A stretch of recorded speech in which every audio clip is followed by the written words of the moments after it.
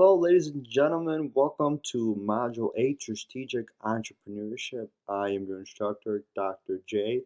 And this Module 8 of Strategic Entrepreneurship follows the other modules in Entrepreneurship 101 course.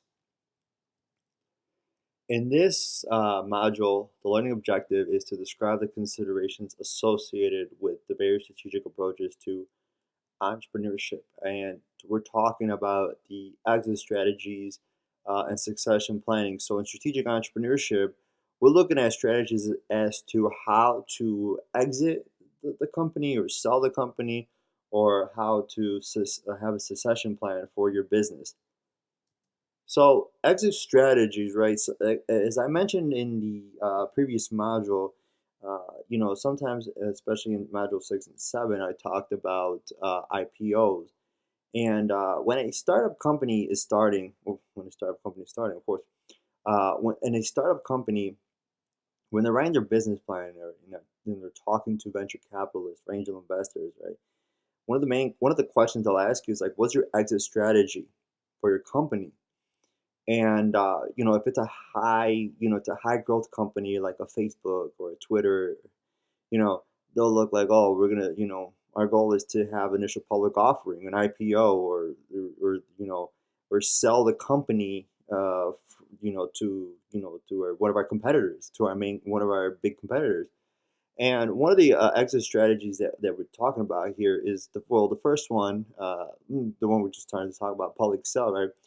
Offer an IPO, which is of course a public sell, initial public offering, which transform a private company into a public one, where the shares of stocks in the company are created through a legal process and sold to members of the general public through the securities exchange.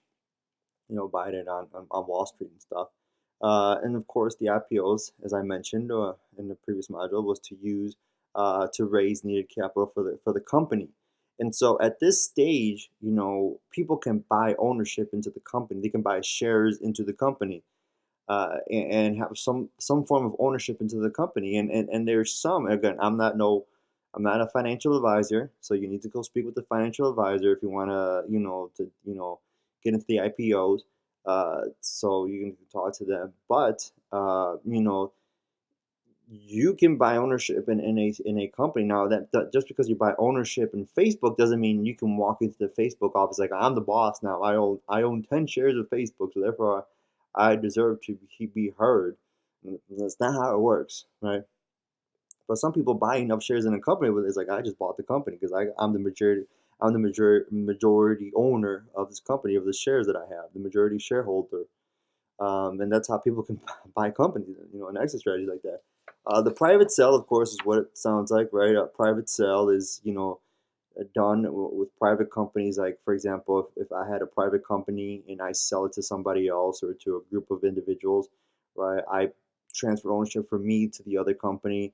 Sometimes in a private sale, they may not even want you in part of the company anymore. Or they may want you to stick around for a year, just to make sure things go smoothly and transfer properly. But once you sell the company to another man, it's like here, if you sell a T-shirt or a car, right? It's like the ownership is yours, now you take it.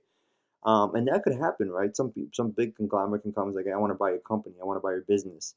Um, and what I would say about that is take the money, right? If it's good money, if you don't see that I want to grow 10 more locations after this one, hey, sell the business. If it's, but again, an exit strategy is important to know and to have when you are having a startup. You need to know 5 years from now, we plan on doing an IPO, or 5 years from now, we plan to exit have being bought out or selling the company, whatever it may be.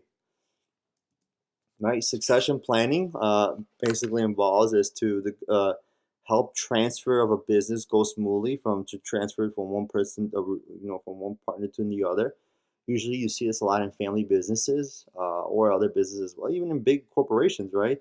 You groom the person underneath you, like you show them the tricks of the company, everything, how things work, how it should work, so that they can succeed and take over your spot when you leave the company, right? It takes time to plan usually. A smooth transition and succession planning usually takes a while for someone to come in and take over the business. What you don't want is an abrupt change in leadership, or like all of a sudden one day the boss walks in and automatically resigns without having to train somebody to take over the company, because it's not easy to take over a company. It takes a while, again, to know how things work, because no, now you're the boss and the buck stops at your office, and you have to be ready to make those tough decisions that may need to be made at certain times. And of course, you want to protect the legacy of your business, right? You don't want your business. You want to make sure the person that takes over your company, make sure that they make sure they maintain the legacy of the business and grow it even further, right? The thing that you want when you have a succession planning is your business to grow even more once you leave it and leave it to somebody, right? You don't want the business to fail. You don't want the business to go under. You want the business to succeed even more so. So that's a very important thing about succession planning.